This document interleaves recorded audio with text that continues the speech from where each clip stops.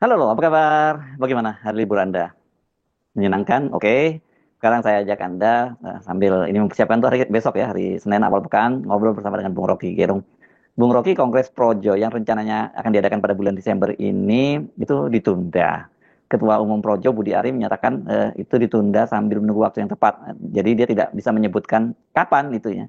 Rencananya kan mereka ini akan menyelenggarakan kongres itu kemarin dan hari ini tanggal 7 dan 8 Desember, dan pada waktu itu dinyatakan akan mengubah organisasi relawan Jokowi itu menjadi partai politik. Ya siapa lagi yang ketua umumnya yang disebut kalau bukan Jokowi. Saya kira Projo sebetulnya adalah ya organisasi yang harusnya sekali dipakai dia udah selesai, itu nggak diperlukan lagi tuh.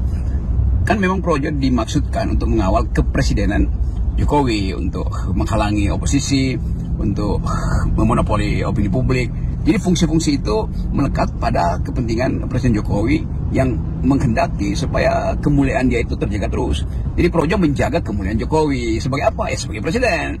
Begitu begitu nobility-nya, nobleness-nya itu hilang, bukan lagi presiden, ya relevansi Projo sebetulnya selesai. Tapi tentu ada semacam ikatan yang kita sebut nostalgia, itu bernostalgia dengan kekuasaan, lalu ada upaya untuk menjadikan Projo permanen, bahkan diarahkan untuk menjadi partai politik. Itu biasa aja, nggak ada soal juga tuh. Hanya hitungan-hitungan pragmatis tentu berbeda hari ini dengan ketika Pak Jokowi masih jadi presiden. Terutama soal pendanaan, kan waktu Jokowi presiden tentu lebih mudah untuk mengakses kapital. Kalau sekarang tentu lebih sulit. Jadi kalau Projo menunda kongresnya hanya karena alasan kepastian membuat partai itu belum final, itu penanda bahwa partai itu kelihatannya juga akan gagal. Karena bagi Jokowi mungkin dia lebih bagus numpang atau nebeng, kalau istilah seseorang itu, nebeng di partai politik yang udah ada ketimbang memulai yang baru. Tetapi sekali lagi itu hak Projo, dan saya mendukung kalau Projo berkeinginan dan berketetapan hati untuk meneruskan wilayah pengaruh dia atau wilayah kekuasaan dia yang masih ada melalui jaringan pengaruh Presiden Jokowi. Kan Projo itu hidup dari jaringan pengaruh Presiden Jokowi. Kalau magnetnya udah lemah, ya pengaruhnya juga atau medan magnetnya juga makin lemah kan. Itu intinya sebetulnya bahwa kongres itu batal atau gagal atau tertunda, saya kira karena soal itu, soal magnet yang makin melemah. Kita tidak lagi melihat semacam ya penghargaan dari masyarakat sipil terhadap Jokowi, beda dengan 10 tahun lalu tuh. Lalu makin lama defisit dan legitimasi, makin lama perilaku Jokowi makin tidak mencerminkan watak seorang negarawan. Kan itu semua yang harus dipertimbangkan atau sedang dipertimbangkan atau sudah dipertimbangkan oleh Projo sehingga dia menunda kongres. Kan kongres itu artinya untuk memastikan Projo mau ngapain, kan itu intinya. Jadi kalau menunda artinya tidak ada poin yang harus diputuskan oleh Projo, termasuk poin untuk membentuk partai politik. Saya pikir kalau mereka menunda kongres, kemudian mencari hari yang tepat dan sebagainya, itu bukan kalkulasi Projo. Kita kan organisasi ini kita tahu bukan organisasi otonom ya. Mereka ini organisasi yang sangat bergantung sepenuhnya pada Jokowi. Jadi merah kata Jokowi, merah pula kata mereka, hitam kata Jokowi, hitam pula kata mereka. Jadi ini kita bisa melihat bahwa lebih pada kalkulasi dari Jokowi. Ya, mengapa kemudian dia misalnya, apakah dia mempertimbangkan kalau terus membentuk partai apa untungnya, kalau tidak bentuk partai apa untungnya. Kan sekarang mereka ini maksud saya bukan mereka, kan sekarang ini Jokowi sudah punya satu partai PSI, tapi PSI berat lah ya untuk dikapitalisasi. Tapi ada juga pilihan-pilihan seperti Partai Golkar yang sudah diketuai oleh proksinya yakni Bahlil, dan ada juga Partai Gerindra yang saya kira pasti Pak Prabowo juga akan dengan senang hati kalau kemudian Pak Jokowi bergabung dengan Gerindra, asal jangan ngambil alih kekuasaan aja.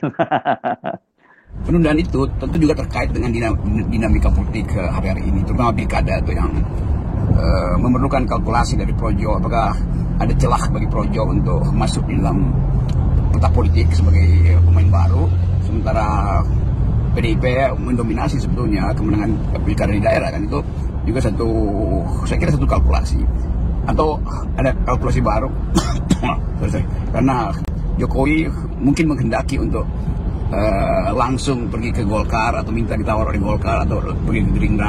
Jadi semua itu menjadi ukuran keseriusan dari kongres yang akhirnya dibatalkan atau ditunda. Nah, kesempatan ini tentu bagi PDIP akan dilihat atau dinilai sebagai kelemahan Jokowi kan. Jadi PDIP tentu menganggap bahwa Jokowi menantangin ini kalau bikin partai, ternyata ciut juga dia. Kira-kira begitu. Kalau saya masuk dalam cara berpikir PDIP itu menganalisis potensi Projo menjadi partai. Kan bagi PDIP dulu Projo itu ya satu satu lokasi lah, satu habitat dengan PDIP. Kalau sekarang kan lain tuh, jadi Projo mau ambil konstituen mana tuh, mau ambil PSI yang sebetulnya tidak signifikan lagi tuh, tidak mungkin mengambil wilayah-wilayah keagamaan atau komunitas keagamaan tuh. Jadi kalau Projo mau jadi partai, ideologinya apa kira-kira itu? Nggak mungkin kan Projo, atau mungkin juga Projo ingin supaya ideologinya Jokowisme, Jokowinomics, kira-kira itu jadi lucu-lucuan sebetulnya. Tapi oke, lepas dari soal lucu-lucuan, kalkulasi realitas atau mengkalkulasi realitas itu yang menjadi ukuran bagi Projo, sehingga harus berpikir dua kali membangun partai, lalu kemudian dibully sama netizen misalnya, siapa yang akan jadi pimpinan partai? Kaisang digabung dengan PSI, Prosi misalnya, Projo PSI atau PSIJO, PSI Projo, kan itu juga pilihan-pilihan karena bagaimanapun PSI itu dia partainya Jokowi kan. Jadi kita mau tunggu sebetulnya apa di belakang pembatalan itu tuh. Menurut kalkulasi saya adalah kecemasan Projo sendiri untuk membayangkan kalau Projo itu setelah Kongres misalnya atau setelah rapat nasional itu tidak menghasilkan kesimpulan, ya publik kan bertanya ngapain ada Munas. Kalau Projo Munas menghasilkan kesimpulan membuat partai, lalu publik bertanya konstituennya dari mana. Jadi saya kira itu kegelisahan yang juga ada pada saudara Ketua Projo, saudara Budi Ari. Saya kira saudara Budi Ari punya kemampuan untuk menalar dengan cara yang seksama, walaupun tidak dalam tempo singkat-singkatnya. Oke. Bung Rocky, apa sih yang salah kalau kemudian Projo ini bermetamorfosa jadi parpol? Kalau tidak kan dia hanya berhenti menjadi relawan terus, dan belum tentu kemudian ada orang seperti Pak Jokowi gitu yang bisa mau memelihara mereka dan kemudian mereka juga mau menjadi pengikutnya Pak Jokowi. Ya tentu saya ingin mendorong juga, nggak mungkin menghambat karena itu hak setiap orang untuk membangun komunitas politik, lalu mengarahkan komunitas itu untuk kepentingan atau satu cita-cita ideologis, lalu dia tumbuh menjadi pressure group atau interest group, lalu berkembang lagi menjadi partai politik untuk mengejar kekuasaan. Kan itu evolusi dari organisasi kan. Jadi kalau Projo sebetulnya menyadari bahwa tidak mungkin lagi sebagai organisasi masyarakat menaikkan tuntutannya menjadi organisasi politik karena sumber-sumber daya sudah berubah sejak Jokowi tidak lagi presiden, maka itu juga rasional buat Projo tidak mau lagi. Projo mungkin menganggap ya jadi masyarakat sipil aja, itu juga nggak ada soal. Jadi apapun pilihannya itu adalah bagian perenungan eksistensial dari Projo. Saya sebut eksistensial karena dulu Projo itu betul-betul the die harder of Jokowi's government, Jokowi's administration. Tetapi sekarang Projo tentu juga ada yang ada yang melihat bahwa Pak Jokowi ternyata bukan seperti yang mereka idealkan ketika Projo dibentuk kan. Kan tetap orang lihat bahwa Jokowi ternyata adalah merusak demokrasi. Karena ada juga anak-anak Projo ini yang otaknya bagus itu, bukan otaknya bagus, artinya mampu untuk berpikir reflektif itu dasarnya itu, sehingga mereka mulai menganggap bahwa ya junjungan kita ternyata tidak semulia yang mereka bayangkan. Apakah itu bisa? Iya pasti bisa. Ada pikiran semacam itu. Bandingkan saja misalnya PDIP yang menjadikan Jokowi adalah kader utama. Akhirnya juga tahu bahwa kalkulasi awal itu berbeda tuh. Atau sejumlah informasi yang harusnya dia kenali dari awal itu dia tutupi hanya untuk kepentingan kekuasaan 10 tahun ini. Dan akhirnya PDIP dikhianati oleh Jokowi kan itu kan. Jadi Jokowi akhirnya jadi simbol yang bukan kontroversial, simbol yang saling membatalkan. Sebagai figur presiden dia nggak lagi punya kekuasaan sebagai presiden, lain dengan SBY misalnya masih punya kekuasaan mengatur politik karena punya partai politik dari awal dan tidak ada problem setelah dia lengser. Kalau Jokowi banyak problem tuh, soal jasa lah, soal Mahkamah Konstitusi, macam-macam, soal omnibus law. Jadi Jokowi ada dalam kondisi bukan sebagai aset tapi sebagai liabilities, sebagai utang atau beban bagi masyarakat Indonesia. Nah, Projo tentu akan menghitung itu secara saksama dan saya kira hitung-hitung itu yang memungkinkan Projo berpikir kembali apakah tidak membuat partai atau menganggap bahwa bahkan Projonya sendiri sebetulnya sudah cukup usia politiknya sehingga harus dipensiunkan. Mungkin nggak kalau Projo itu tidak jadi partai politik tapi kemudian diubah menjadi relawannya Gibran. Kan Gibran sendiri ini sangat terlihat sudah mulai bersiap untuk maju pada Pilpres 2029. Mungkin ada pertimbangan lain, yaitu dengan memanfaatkan kedudukan Gibran misalnya sebagai wakil presiden, lalu ada akses terhadap sumber daya, sumber dana, sumber jaringan.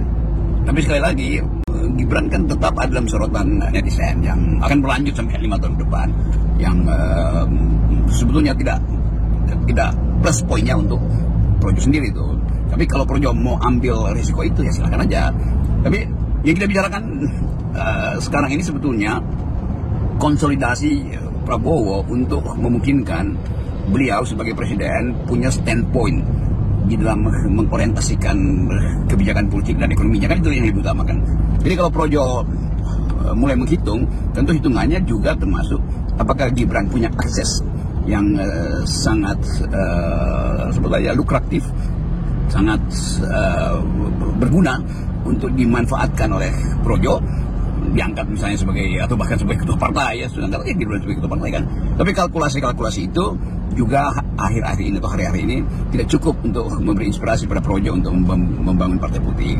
Kan tetap ada oligarki yang mungkin menganggap ya udah saatnya lah kita berhenti menyumbang pada pemerintahan sebelumnya dan fokus pada pemerintahan sekarang, kan itu sebetulnya watak dari politik oligarki kan. Kita coba membaca itu.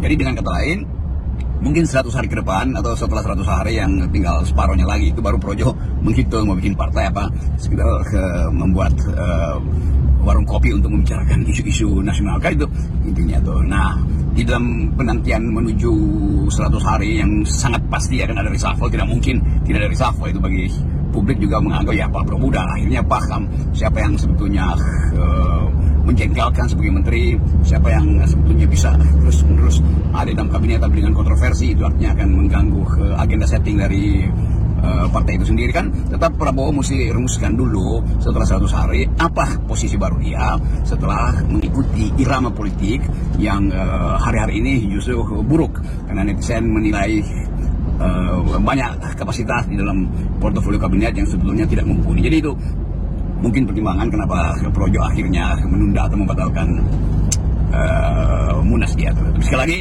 FNN hanya menganalisis, silahkan Projo mengambil keputusan sendiri.